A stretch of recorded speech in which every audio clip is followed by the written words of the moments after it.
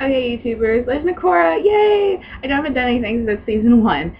Well, my camera's sucking, I don't want to touch this thing. But I decided to just, get over it. Okay, Legend of Korra season 3. So good. So good. we get to see 4 new villains, which is a bit of a stretch. Usually it's just one main villain or it's 2, but we got 4, and they're all fairly interesting. We had Zaheer, the leader, who wasn't even a bender in the first place. So I was really curious, and unfortunately, they never explained it. How the hell he became leader in the first place? It's like I'm not sure how that worked. Maybe it was just his cunning. Maybe. We had Puli, a combustion woman who was also Zaheer's girlfriend, which kind of made me sick. And she's really tall. I don't know. It's just she's really tall compared to him, and I thought he was fairly tall. I guess not. I don't know if he has a thing for tall women, but whatever.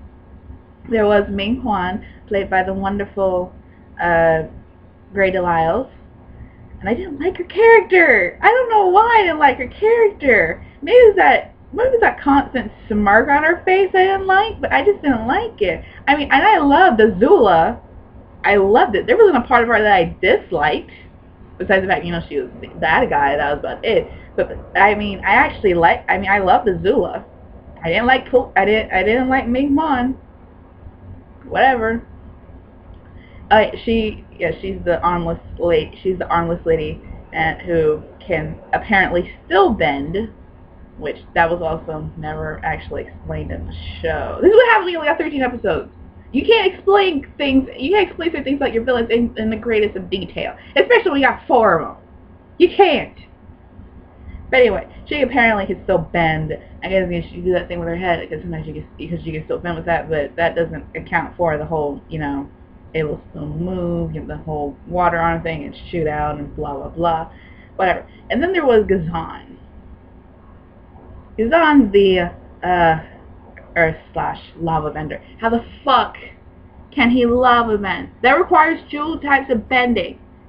Another thing that was never explained. I guess, I don't know, it's just one of those things, but it requires earth and fire bending. That's what is required for lava bending. And if anyone remembers, in one of the flashbacks in the original Avatar, you saw one of the avatars in a past life thing, lava bend. Like, just straight up a volcano and lava bend. And you have to really wonder, like, okay, the Avatar is supposed to do this kind of stuff. How the hell is he doing it? Don't know. But apparently, also, spoiler for anyone who hasn't seen this. This is a big. My whole thing's gonna be a big fat spoiler for anyone who hasn't seen it. Bolin can lava bend, apparently. He can have metal bend, but he can lava bend, which is pretty cool. Even though he wasn't, we all know how good of an earthbender Bolin is. But he wasn't able to do metal bending, which metal bending itself is pretty cool. But hey, lava bending is kick-ass too, and it saved him, Mako, and Asami's life. So whatever. Who else is there? Oh yeah, we got to meet Lin Beifong's sister, who apparently has a sister. We didn't know about this. And we finally got to see how she got the scars on the side of her face. I was always curious about that. I thought it was done by some kind of animal, but no, her sister accidentally caused that by tearing off her metal cable thing that smacked her right in the face. Yeah. We saw that the sister created this whole city of metal benders, which was pretty cool. And it was dedicated to her mom, which was even cooler. Seeing those two have a sibling fight was pretty funny. Now, as for the let me go off to the last 2 episodes, because the whole series itself was a conspiracy wrapped up in a little nut. I mean, we got to understand why Korra was sheltered her whole life, compared to the last season where they really gave an explanation. I guess they didn't really have an explanation prepared then, but whatever. Alright, let me explain, for anyone who's forgotten and hasn't seen it, so spoiler. Zaheer and his gang were locked up for 13 years for trying to kidnap Korra, and we didn't know what they were going to do to her. I thought they were going to, like, brainwash her or something, but no, they were going to kill her. And this is where the last 2 episodes come in. Oh my god, the last 2 episodes. Enter the Void, the final fight scene between all of them. The final fight scene between, well, for that episode, between Korra and Zaheer and Pali versus, it was Zaheer and Pali versus Korra, the middle benders, and her father, and whatever. It was all that, and it was all that and awesome. And I didn't like Pali. I didn't like the bitch. I just didn't. I don't know why. I just didn't. And I was waiting for something to happen to her, like something so bad, and they did something. They did something pretty cool. But here's the part I didn't like. When Lin's sister, whose name is escaping me, unfortunately, which really sucks. When Lin's sister takes off her metal armor and wraps it around Pali's head, well, before she's about to blast Lin off the side of the mountain, by the way. It wraps around the side of her head, and it's mid-explosion, so her head gets pretty much blown off. The only problem is that you just see the thing wrapping, and part of the face, and part of here glowing, knowing that she fired. I want to hear the explosion! I wanted to make sure it was just to hear yelling, please! I wanted to hear the explosion, damn it. Was that so hard? You have to show me crap. You just have to let me hear the explosion. That didn't happen. I don't know why you showed the explosion when Amon and Tylock, they blew up, when their ship blew up. We saw that big ass explosion for that. I didn't want to. I was being a lot more compromising with this. Clearly they can't show her head getting blown off. It's a kids show. Clearly they can't show that. It would be nice. It would be kind of cool, and the ratings might go up a lot. But they can't show that. But I just wanted to hear the explosion, and the explosion didn't even happen.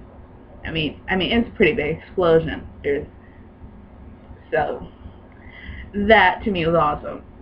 But of course, because his girlfriend suddenly dies, Zaheer does like what, 2 seconds of mourning. I don't think even that. Does 2 seconds of mourning. Takes Korra, and he presumably kills Korra's father. He takes Korra and just jumps off the mountainside. Just jumps. And apparently he could fly. He flew because he lost all of his earthly tethers and whatever. So yeah, apparently he can fly. And that wasn't, according to them, done for like thousands of years in Air Nation history. I don't know why do the bad guys get all the really cool powers in this series, huh? And you can understand why they have to do something cool that'd be threatening to the Avatar, but really, all of this stuff, a mind can take people's bending away, which I think with his blood bending somehow, which honestly, in my opinion, I think he does. I think he like blocks some kind of blood vessel in the brain when he does that. Whatever part of the brain controls bending for certain people, he blocks it. I don't know. That's my theory. And last season, Unalak, I don't forget his name, turned into the Dark Avatar and whatever. He can control the spirit. He's not really controlling. He can calm the spirits down and everything. And when the portals will open, all these vines and stuff like roll over Republic City. And of course, for some reason, Korra can't get the hang of doing that. I don't know why. but Unlock was able to do it no problem. And Zaheer can fly. All the bad guys get really cool. All the bad guys just get really cool shit that they can do, and it's not fair. It's just not fair. But whatever. The last episode, the poison of the Red Lotus. They said it was a metallic poison or whatever. Me personally, I think it was possibly lead or mercury, or maybe a lead and mercury mixture, because those are the only two poisonous metals that, you know, if inhaled or if it's touched by skin. There's probably more that I can't think of, but those are the only two that I know. If inhaled or it comes in contact with skin, it can make you sick and possibly kill you. And that's what they did. They took after the Avatar was captured, they took the mercury, lead poison, whatever the hell it was, and made it soak into her skin. And Zaheer's plan was to kill her in the Avatar state, which, if anyone remembers from the last Airbender series, if the Avatar is killed in the Avatar state, like Azula nearly did with Aang in the second season, if the Avatar is killed in the Avatar state, then the Avatar line ends. There's no more reincarnations at all. Here's what I want to know. How the hell did he know that? Where did he learn that from? I mean, that shouldn't be common knowledge for psychos. I'm very curious. Where did he learn that from? And that's another question that was never answered. Where the hell did he learn that from? That kind of stuff isn't common knowledge. If that was the case, every Avatar that has ever been for their 10,000 year time cycle, whatever, every Avatar that has ever been, whenever there was just a nutball wanting to just kill the Avatar, they would always try to get them in the Avatar state. Always. And never happened. They never explained how Zaheer knew this information. I mean, granted, the guy is resourceful, but if you're responsible for the Avatar, like you're the history keeper of the Avatar or whatever, like whatever you do with the Avatar history, like you want to put that shit in scrolls, you want to put that in books, you want to put that in a newsletter. Hey, you can kill the Avatar by you can really like permanently get rid of the Avatar by killing them in their Avatar state. You don't put that anywhere. You wouldn't. That's one part of Avatar history that no one should know besides the Avatar, so they can be cautious whenever they enter the Avatar state. That's the only thing. They never explain how he knew this knowledge ever. Apparently, he's known it for like over 13 years. So no, we don't know how he got that information. Anyway, Korra enters the Avatar state, or whether she's struggling to keep out of the Avatar state. She struggles to keep out of the Avatar state. She's fighting the poison, but eventually it's starting to overtake her. She's seeing Amon and Tarlok and oh my god, what was the guy? That was the dark spirit's name.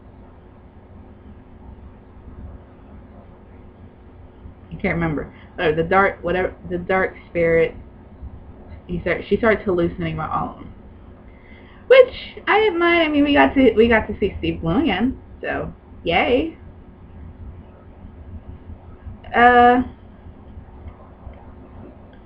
But all in all, the Avatar gets in the Avatar state. She breaks free before they can kill her, and she fights Zaheer along the way. Unfortunately, all that jumping around, you know, whenever you're poisoned, people try to remain calm. Try not to do any exercise, because that just makes the poison circulate through your system faster. Her herself doesn't necessarily defeat Zaheer. I mean, she bangs him up a little bit, but her herself doesn't defeat Zaheer. It was the others in the Airbending Nation, the new Airbender Nation, really, who defeats Zaheer. And Zaheer is captured, and the quartet do one little Konietzko thing with Bolin stuffing a sock in his mouth when he's captured, so he can just shut up and stop talking. And the next scene that we see with Korra is her and Asami. Asami's doing her hair, getting ready for the ceremony for one of the airbenders. And you see her in a wheelchair. Just, oh my god. She got like lead or mercury poisoning or whatever. It paralyzed her. I mean, that's heavy. You paralyze the Avatar. I would never imagine they would actually go with the whole paralyzation thing. But they did. I'm very curious how she's going to overcome this next season, which will be the last season, actually.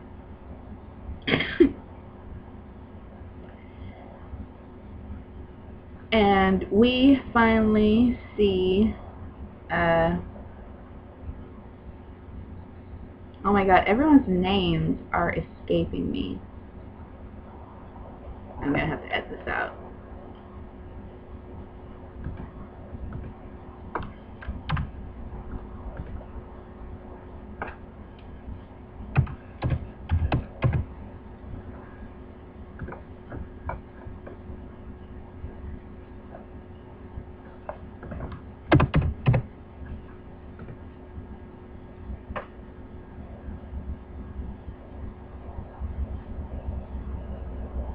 Oh yeah, you see Tenzin's daughter, Jinora. I think it's Jinora. Yeah, it's Jinora. You see Tenzin's daughter, Jinora, finally get her avatar tattoo. Well, not her avatar, her airbender tattoos. Which I thought they were just going to, you know, like, shave, like, up here and everything. Like, you see sometimes, if you've ever seen, like, in the old, like, in the other series, they had one of the avatars do this. It was just part of her head was shaved, and then you saw the arrow. I don't think it was gonna do that. Nope, her entire head was shaved, and bald doesn't look bad on her or anything. I was just surprised they shaved her entire head. I thought they were gonna shave part of it, but no, they shaved her entire head. And she got her airbender tattoos and everything. So she's officially an airbending master. I don't know how old she is. I think she's like 13. So, and Aang got him when he was like 12. So, second youngest airbending master in history. So, yeah, that's Legend of Korra, the season 3 finale. I should have done season 2. I know. I'm kind of kicking myself for not doing season 2. But, whatever. I will be doing Cultivation of Smash next. So I'll see you guys in a few. Bye!